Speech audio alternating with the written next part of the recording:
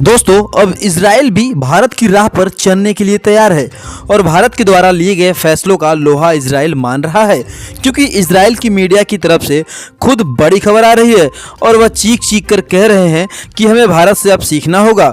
वही अगली बड़ी अपडेट है भारत के मेक इन इंडिया को लेकर, जो एक नया माइलस्टोन पर पहुंच चुका है और भारत का इलेक्ट्रॉनिक एक्सपोर्ट्स एक नए टारगेट अचीव कर रहा है।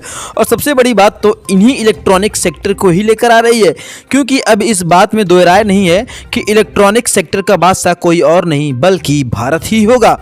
और बड़ी अपडेट तो यह भी है कि भारतीय इलेक्ट्रॉनिक्स और मैन्युफैक्चरिंग अंबर ग्रुप ने इजराइल स्थित यूनिट्रॉनिक्स का अधिग्रहण हाल ही में कर लिया है।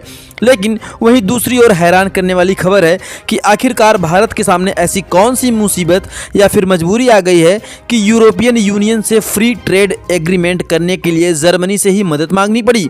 तो चलिए इन सभी खबरों को विस्तार से चर्चा करते हैं, लेकिन हम आपके लिए ऐसे ही क्रिटिकल खबरें लाते हैं जिस पर बहुत ही कम मीडिया हाउसेस में चर्चा होती है। तो इसके लिए वीडियो को लाइक करके चैनल को सब्सक्राइब कर ले ताकि ऐसे ही वीडियो को नोटिफिकेशन आप तक पहुंचता रहे। तो चलिए सबसे पहले बात करते हैं इंडिया और इजराइल की डेवलपमेंट के बारे में। दरअसल देखा जाए तो दुनिया इस बात को जानती है, भारत और इजराइल दोनों एक दूसरे के बहुत ही अच्छे दोस्त हैं। जिस तरीके से डिफेंस टेक्नोलॉजी से लेकर हर एक जरूरत के लिए भारत और रूस एक दूसरे से मित्रवत व्यवहार करते हैं, उसी तरीके से इजराइल भी जो भारत के साथ हमेशा से निष्पक्ष होकर मित्रता निभाता है, फिर चाहे युद्ध की स्थिति हो या कोई व्यापारिक फैसला लेना हो। लेकिन हाल ही में इजरायली मीडिया जेरूसलम पोस्ट द्वारा एक खबर छापी जाती है कि इजराइल को मोदी से राष्ट्रीय सम्मान और स्ट्रेटेजिक एसेट को लेकर कौन सी चीज़ सीखनी चाहिए। हालांकि यह तो एक आर्टिकल था जिसे इजरायली मीडिया ने भारत को लेकर छापा था, लेकिन इसके इतने गहरे मतलब निकलेंगे इसको लेकर किसी ने सपने में भी नहीं सोचा था। असल में आर्टिकल का मतलब यही था कि आज की दुनिया में राष्ट्रीय सम्मान यानी नेशनल ऑनर को सिर्फ दिखावे या लग्जरी की तरह नहीं देखा जा सकता, बल्कि किसी भी देश की सबसे बड़ी रणनीतिक ताकत यानी स्ट्रेटेजिक एसेट माना जाता है। भारत का उदाहरण सामने रखकर बताया गया कि मोदी सरकार ने यह चीज़ दुनिया को दिखा दी। जब भारत की सुरक्षा की बात आती है तो चाहे सर्जिकल स्ट्राइक हो या बालाकोट एयर स्ट्राइक, भारत ने कभी झुकने की नीति नहीं अपनाई। जब वैश्विक मंचों पर भारत की छवि की बात आती है तो मोदी बार बार इस बात पर जोर दिया जाता है कि भारत किसी के दबाव में नहीं आता और अपनी राष्ट्रहित और सम्मान को सबसे पहले प्राथमिकता देता है। यही वजह है कि अब इजराइल को यह सीख लेने की ज़रूरत बताई गई है। अगर इजराइल को भी अपने दुश्मनों और आलोचकों को सामने मजबूती से खड़ा होना है तो उसे भी अपनी राष्ट्रीय प्रतिष्ठा को एक हथियार की तरह इस्तेमाल करना होगा। यानी अब भारत का मॉडल, भारत की नीति और भारत की नेतृत्व शैली को पूरी दुनिया गंभीरता से देख रही है। सोचिए दोस्तों, जहां पहले भारत को सिर्फ एक विकासशील देश की तरह देखा जाता था, वहीं अब इजराइल जैसी तकनीकी और सैन्य रूप से उन्नत देश भी मान रहा है कि भारत से सीखने की जरूरत है। तो ऐसे में और भारत के लिए इससे ज़्यादा सम्मानजनक बात क्या ही हो सकती है। वहीं अगली बड़ी अपडेट है भारत के मेक इन इंडिया से जुड़ी। सबसे बड़ी बात तो इलेक्ट्रॉनिक सेक्टर को ही लेकर आ रही है, क्योंकि अब इस बात में दो राय नहीं है कि इलेक्ट्रॉनिक सेक्टर का बादशाह कोई और नहीं बल्कि भारत ही होगा। क्योंकि ताज़ा रिपोर्ट्स के मुताबिक सिर्फ इस साल की पहली तिमाही यानी क्वेक में भारत के इलेक्ट्रॉनिक्स एक्सपोर्ट में 47% की जबरदस्त बढ़ोतरी दर्ज की गई है। और यही नहीं, अब 99% मोबाइल फोन भारत में ही मैन्युफैक्चर हो रहे हैं। दोस्तों सोचिए, यह वही भारत है जहां कभी मोबाइल फोन और इलेक्ट्रॉनिक डिवाइस पूरी तरह से बाहर से आते थे। लोग कहते थे कि भारत सिर्फ सॉफ्टवेयर में ताकतवर है, हार्डवेयर बनाना हमारे बस की बात नहीं है। लेकिन आज मेक इन इंडिया और प्रोडक्शन लिंक्ड इंसेंटिव यानी PLI स्कीम जैसी नीतियों के चलते भारत न सिर्फ अपनी ज़रूरतें खुद पूरी कर रहा है बल्कि दुनिया को एक्सपोर्ट भी कर रहा है। इसका सीधा मतलब है कि भारत अब इलेक्ट्रॉनिक्स का हब बनता जा रहा है। पहले जो मोबाइल्स चाइना, वियतनाम और ताइवान से आते थे, अब वही मोबाइल्स भारत में बन रहे हैं।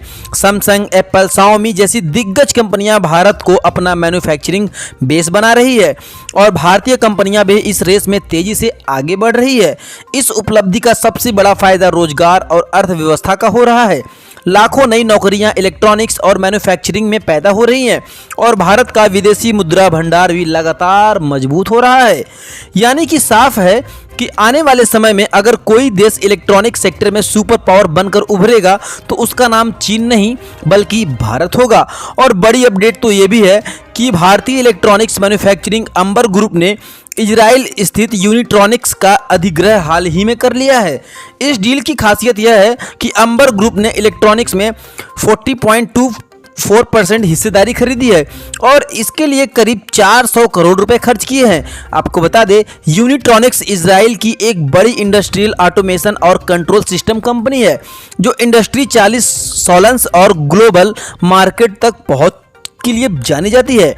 बताया जा रहा है कि अब एक एक्वायरमेंट के बाद भारत की अंबर ग्रुप दो बड़े फायदे होंगे।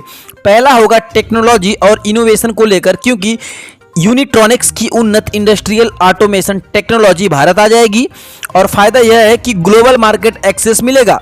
खासकर अमेरिका और यूरोप जैसे बाजारों में अंबर ग्रुप की पकड़ और भी ज़्यादा मजबूत होगी।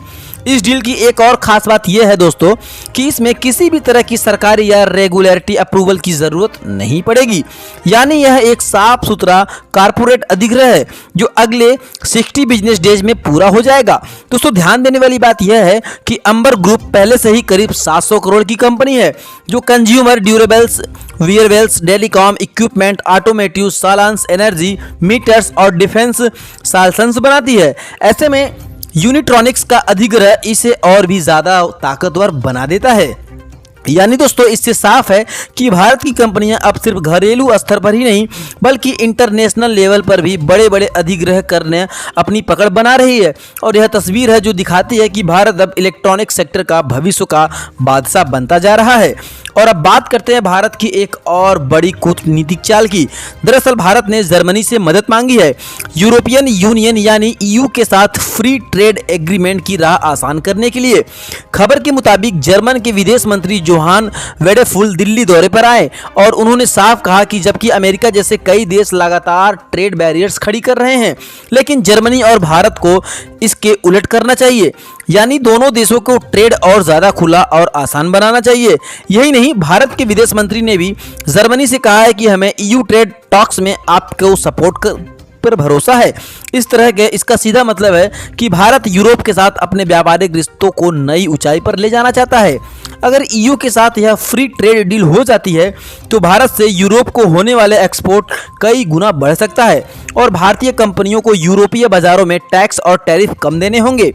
दोस्तों, ध्यान देने वाली बात यह है कि ईयू के साथ एफटीए की बातचीत पिछले कई सालों से अटकी हुई थी, लेकिन अब भारत सीधे जर्मनी जैसे बड़े और प्रभावशाली देशों को भरोसे में लाकर यह डील आगे बढ़ाना चाहता है। बाकी सभी लोगों को इन खबरों को लेकर क्या सोचना है, अपनी राय कमेंट बॉक्स में हमें ज़रूर बताएं और इस वीडियो को एक लाइक करके अपने मित्रों तक जरूर शेयर करें ताकि उन्हें भी जानकारी मिल सके। और ऐसे ही नॉलेजेबल वीडियो देखने के लिए इस चैनल को सब्सक्राइब करके बेल आइकन को ऑल पे सेट कर लीजिए। मिलेंगे अगले वीडियो में, तब तक के लिए जय श्री राम।